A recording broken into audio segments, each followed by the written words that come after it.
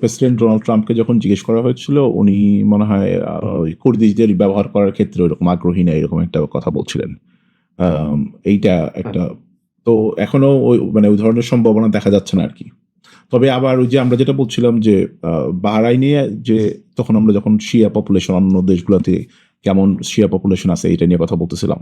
তখন এরকম কিছু খবরও দেখছি যেখানে বলা হচ্ছে যে এর আগেও যখন ইরানের আক্রমণ হইছে তখন বাহরাইনে যেমন যেহেতু একটা বড় অংশ শিয়া ধর্মাবলম্বী, আম শিয়া মুসলিম, সেই জায়গা থেকে তারা হচ্ছে কিন্তু ওই দেশের রুলার গোষ্ঠী হচ্ছে আবার সুন্নি জনগোষ্ঠীর।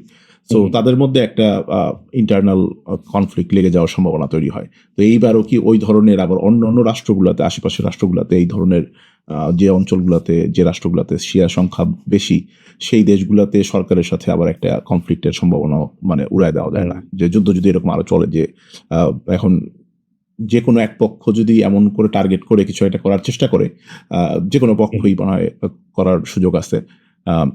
এই ধরনের জটিলতাও শুরু হয়ে যেতে পারে যে মুসলিমদের মধ্যেই হচ্ছে আবার আরেকটা গ্রুপ তৈরি করে ফেলা সম্ভব। হ্যাঁ।